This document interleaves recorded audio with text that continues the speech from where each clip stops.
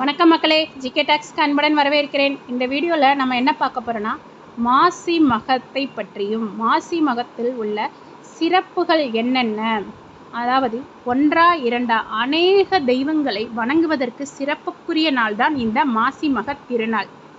வருண பகவானின் பிரம்மகத்தி தோஷம் நீங்கி நலம் பெற்ற நாள். அது மட்டுமல்லாமல் பார்வதி தேவியின் சாபம் நீக்கி அவரும் நலம் பெற்ற நாள். அது மட்டுமல்லாமல் மாசிமக முருகப்பெருமானுக்கு மிகவும் சிறப்புக்குரிய நாள். முருகப்பெருமான் பிரணவ மந்திரத்தை சிவபெருமானுக்கு உபதேசித்த நாள் தான் மாசி மகம். அது மட்டுமல்லாமல் குழந்தை வரம் வேண்டி முருகப்பெருமானை விரதமிருந்து வேண்டுவோருக்கு குழந்தை வரம் தரும் நாள் மாசி மகம். இவ்வளோ சிறப்புக்குரிய நாளை பற்றி இன்னும் விரிவாக இந்த வீடியோவில் பார்க்கலாம். என்னைக்கு மாசி மகம் வருது, நம்ம வீட்டில் எப்படி சாமி கும்பிடலாம், என்ன டைமிங்கில் கும்பிடலான்றதை டீட்டெயிலாக பார்க்கலாம் வாங்க. இது வரைக்கும் நம்ம சேனலை நீங்கள் சப்ஸ்கிரைப் பண்ணலைன்னா உடனே சப்ஸ்கிரைப் பண்ணுங்கள். பக்கத்தில் உள்ள பெல் பட்டனையும் ப்ரெஸ் பண்ணுங்கள். அப்போ தான் நம்ம போடுற வீடியோ உங்களுக்கு உடனே கிடைக்கும். அது மட்டும் இல்லாமல் நம்ம சேனலில் வர வீடியோ கண்டிப்பாக உங்களுடைய அறிவுத்திறனை மேம்பட செய்யும். இது ஒரு பயனுள்ள தகவலாகவே அமையும்.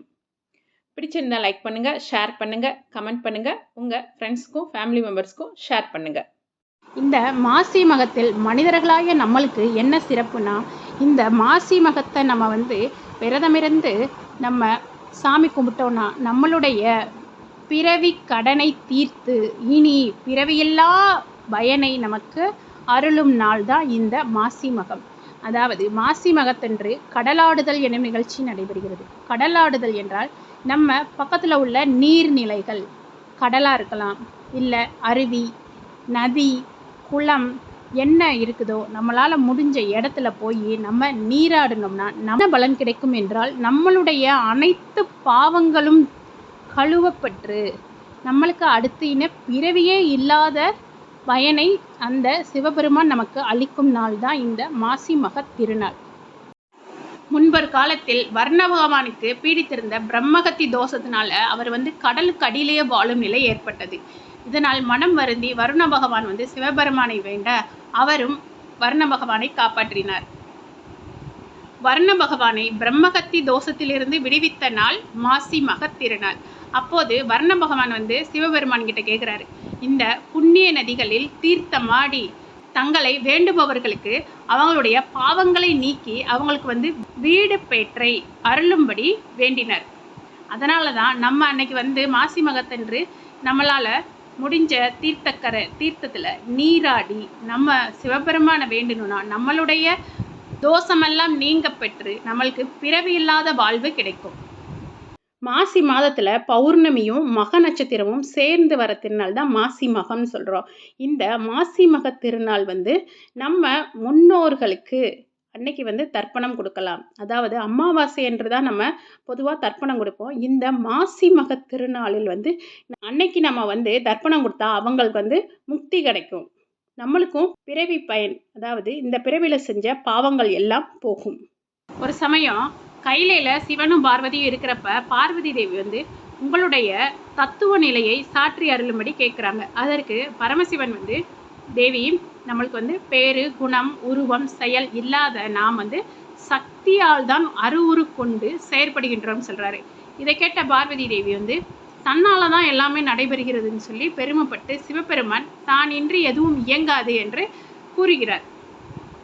இதை கேட்ட சிவபெருமான் நான் இல்லாமல் உன்னால் எதுவும் செய்ய முடியாதுன்னு சொல்லி அவர் தனித்து நிற்கிறாரு. அவர் தனியாக போய் நின்னதோ இந்த உலகமே இயங்காமல் ஜடமாகி போகுது. பார்வதி தேவி தான் செய்த தவற்றை உணர்ந்து, எம்பெருமானே நீங்கள் தான் எல்லாத்துக்கும் காரணம்னு சொல்லி நான் உணர்ந்துட்டேன், என்னை மன்னிச்சிடுங்கன்னு சொல்லி கேட்குறாங்க. சரின்னுட்டு, ஆனால் உலகம் உன்னால் தான் இயங்காமல் போச்சுன்னு சொல்லி அவங்களுக்கு ஒரு தண்டனையும் கொடுக்குறாரு. அதாவது உலகம் இயங்காமல் போனதற்கு அந்த பாவம் உன்னையத்தான் சேரும். அந்த பாவத்தை போக்கணும்னா நீ யமுனை நதியில் வலம்புரி சங்கு வடிவில் தவ செய்யும்படி கட்டளையிடுறாரு. அதன்படியே பார்வதி தேவியும் யமுனை நதியில் ஒரு தாமரை மலரில் வலம்புரி சங்கு வடிவில் தவம் செஞ்சுக்கிட்டு இருக்காங்க.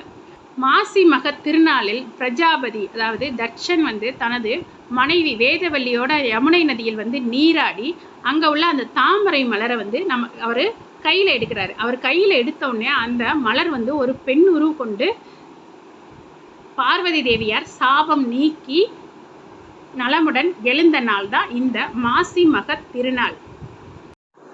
இந்த உலகை பிரளயத்திலிருந்து காக்க வராகமூர்த்தி அவதரித்த நாளும் இந்த மாசி மகத் திருநாள் தான். இன்னைக்கு சத்யநாராயண பூஜையும் செய்வாங்க. சிலர் வீட்டில் இன்னைக்கு சுமங்கலி கயிறு மாத்திர நிகழ்வும் நடைபெறும். அது அவரவரை வழக்கப்படி இந்த சுமங்கலி கயிறை நம்ம மாற்றிக்கலாம். இவ்வளவு சிறப்புக்குரிய நாளை நாம் வீட்டில் எவ்வாறு வழிபடலாம் என்பதை பார்க்கலாம் வாங்க. இது வரைக்கும் நம்ம சேனலுக்கு நீங்கள் சப்ஸ்கிரைப் பண்ணலைன்னா உடனே சப்ஸ்கிரைப் பண்ணுங்கள். இந்த வீடியோ பிடிச்சிருந்தா லைக் பண்ணுங்கள், ஷேர் பண்ணுங்கள், கமெண்ட் பண்ணுங்கள். மாசி மக திருநாள் இந்த மாசி மக நட்சத்திரமும் பௌர்ணமியும் எப்போ ஆரம்பிக்குதுன்றத பார்க்கலாம். மாசி மகம் அதாவது என்னைக்குன்னா 23/2/2024 வெள்ளிக்கிழமை இரவு 8:40 மணி முதல் 24/2/2024 இரவு 11:05 மணி வரை மாசி மகம் நட்சத்திரம் இருக்கிறது. பௌர்ணமி எப்போ ஸ்டார்ட் ஆகுதுன்னு பார்க்கலாம். 23/2/2024 மாலை 4:35 மணி முதல் 24/2/2024 மாலை 6:51 மணி வரைக்கும் பௌர்ணமி இருக்கிறது. அதாவது வெள்ளிக்கிழமை சாயங்காலம் ஆரம்பித்து சனிக்கிழமை சாயங்காலம் வரைக்கும் பௌர்ணமி இருக்கிறது. ஸோ நம்ம சனிக்கிழமை காலையில் நம்ம சாமி கும்பிடணும். அது எப்போனா காலையில் 7 to 8 மணி வரைக்கும் கும்பிட்டுக்கலாம். அப்படி முடியாதவங்க காலையில் 11 to 12 மணி வரைக்கும் நம்ம சாமி கும்பிட்டுக்கலாம். சாமி எப்படி கும்பிடுவது, எப்படி கடவுளை வழிபடுவதுன்றத பார்க்கலாம் வாங்க. அன்னைக்கு நம்மளால் ஒரு கடலுக்கோ இல்லை நதித்துறைக்கோ இல்லை குளத்துக்கோ போய் நீராட முடியும்னா அங்கே போய் நம்ம நீராடிட்டு அருகில் உள்ள கோவிலில் சென்று நம்ம சாமியை கும்பிட்டு வரலாம். அப்படி எங்களால் முடியாது, நாங்கள் வீட்டில் தான் சாமி கும்பிடணும்னு நினைக்கிறவங்க ஒன்றும் பிரச்சனையே இல்லை. நம்ம வீட்டில் ஒரு செம்பை எடுத்துக்கணும். பித்தளை செம்போ இல்லை மண் செம்போ ஏதோ ஒரு செம்பை எடுத்துக்கிட்டு அதில் வீட்டில் உள்ள தண்ணி கொஞ்சம் நிரப்பிக்கங்க. அதுக்கப்புறமா நம்மளுக்கு புனித தீர்த்தம் நம்ம வீட்டில் எப்படி வச்சுருப்போம் இல்லையா, கங்கா தீர்த்தமோ ராமேஸ்வரமோ இல்லை எந்த தீர்த்தம் உங்ககிட்ட இருக்கோ அதை கொஞ்சம் அதில் மிக்ஸ் பண்ணிக்கிட்டு கொஞ்சம் மஞ்சள் தூள், கொஞ்சம் ஜவ்வாதி இருந்தால் ஜவ்வாதி சேர்த்துக்கலாம். அதுக்குள்ளே 2 பூக்கள், என்ன பூ இருக்குதோ அந்த பூக்களை போட்டு உள்ள தண்ணியை கங்கை தீர்த்தமாக கங்கை நதியாகவே நினச்சிக்கிட்டு நம்ம அதை தொட்டு சாமி கும்பிட்டுக்கலாம். அப்படி இல்லைன்னா நம்ம தலையில் தெளிச்சிட்டு நம்ம குளிக்கவும் செஞ்சுக்கலாம். அதுக்கப்புறமா நம்ம என்ன செய்கிறோம், எப்பயும் போல் வீட்டில் விளக்கேற்றி சாமிகளுக்கெல்லாம் பூ வச்சுட்டு தீப தூபம் காமிச்சிக்கலாம். நம்மளால் என்ன பிரசாதம் செய்ய முடியுமோ, சக்கரை பொங்கலோ இல்லை பாயாசமோ எது செய்ய முடியுதோ அதை செஞ்சுக்கலாம். அப்படி இல்லைன்னா வீட்டில் உள்ள கல்கண்டு இல்லை நாட்டு சக்கரை அந்த மாதிரி இல்லை நட்ஸ் எது உங்கள் வீட்டில் இருக்குதோ அந்த வச்சுட்டு பழங்கள் இருந்தால் பழங்கள் வைக்கலாம். இல்லை வெத்தலை பாக்கு வாழைப்பழம் மட்டும் வச்சு தீப தூப ஆராதனை செய்து நம்ம சாமியை கும்பிட்டுக்கலாம்.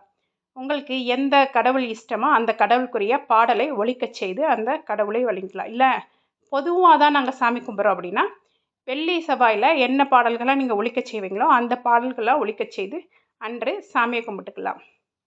மிகவும் விசேஷமானது சிவபெருமான், பார்வதி, முருகப்பெருமான், வருண பகவான் அனைத்து நதிகளுக்கும் ரொம்ப விசேஷமானது. ஸோ நம்மளால் என்னென்ன பாடல் ஒலிக்கச் செய்ய முடியுமோ ஒலிக்கச் செய்யலாம். இல்லை இப்படி சாமியை கும்பிட்டுட்டு நம்ம அடுத்து வேலைகளை பார்க்கலாம். அன்னைக்கு விரதம் இருந்து வழிபடுறவங்களும் இருக்காங்க. விரதம் இருக்கிறவங்க காலையில் குளிச்சிட்டதுலேருந்து விரதம் இருந்துக்கிட்டு உங்களால் என்ன பால் பழம் சாப்பிட முடிஞ்சால் சாப்பிட்டுக்கலாம்.